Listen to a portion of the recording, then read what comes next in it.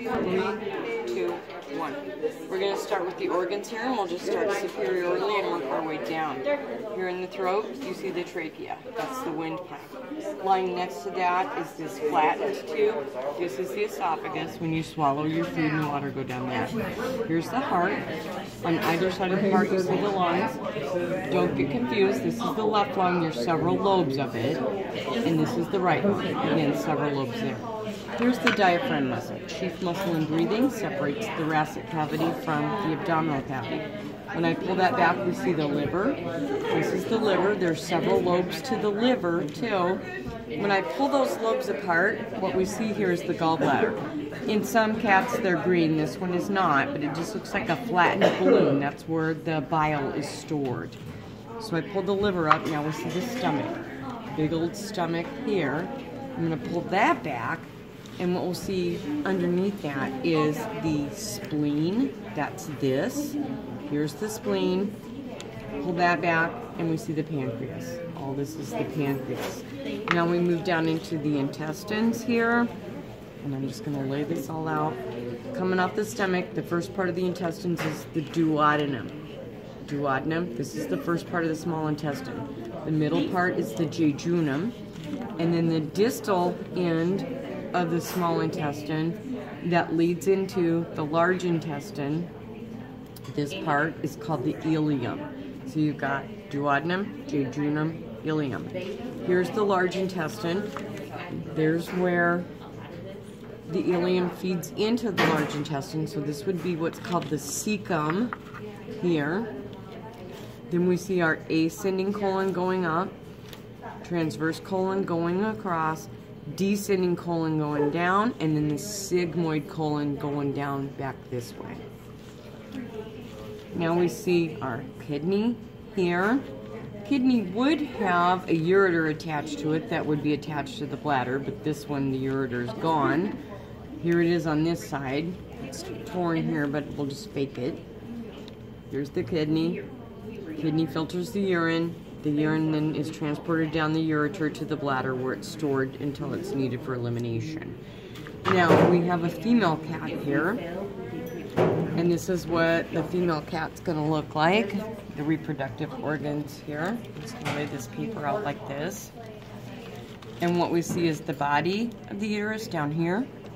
These are the horns of the uterus here and here. At the ends of the horns of the uterus would be the ovary. A little difficult to see on this cat, but there's looks like a little seed right there. That little pod is the ovary, and all this stuff that surrounds it is the oviduct. On this cat, we have a male. So the only thing you need to know on the male is the vas deferens here, and then the testes are down here. They're still covered in fur in the male testes. All right, now we're going to look at the vessels.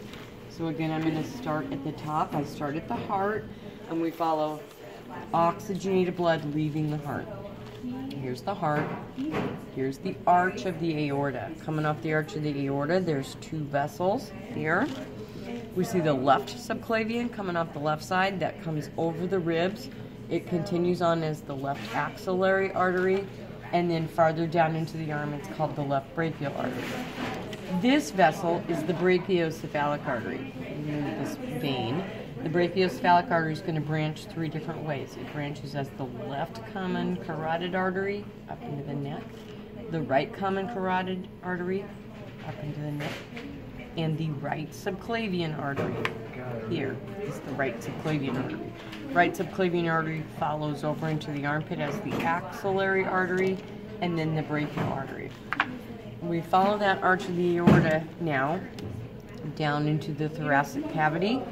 This is the thoracic aorta here, and then once we pass that big diaphragm muscle, it becomes the abdominal aorta. So down here it's the abdominal aorta. One big long vessel, superior to diaphragm, it's thoracic aorta. Inferior to diaphragm, it's abdominal aorta. This is called the celiac trunk. That's going to branch off here, and it's going to go to all these different structures. If it's going to the spleen and the pancreas, it's the splenic artery. If it's going to the stomach, it's the left gastric artery. If it's going to the liver, it's the hepatic artery. This branch that's going to the upper intestines here. This is the superior mesenteric artery. There's another branch that goes up to the kidney as the renal artery. Following the abdominal aorta down, there's another smaller branch here that goes to the lower intestines. That's the inferior mesenteric artery. Now we see this abdominal aorta splitting off and going down the left leg and down the right leg. This is the left external iliac artery, left internal iliac artery, right external iliac artery, right internal iliac artery. And that external iliac artery follows down and becomes the left femoral vein. This right external iliac artery does the same thing, femoral vein here on the right side. Now we're going to follow the veins back up.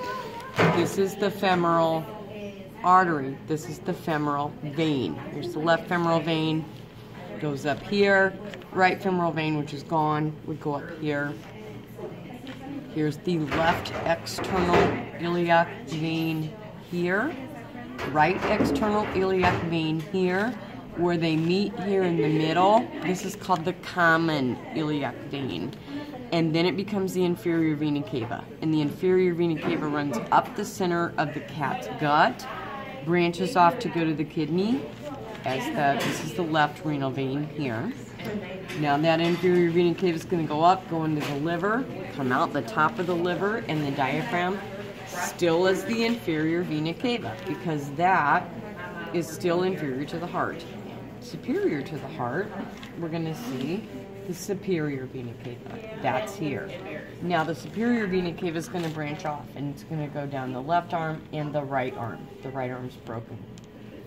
Superior vena cava goes left brachiocephalic vein, left subclavian vein, left axillary vein, left brachial vein. And it's going to do the same thing on the right side. Right brachiocephalic vein, right subclavian vein. In the armpit area, it would be the right axillary vein, and farther down in the arm, it would be the right brachial vein. Okay?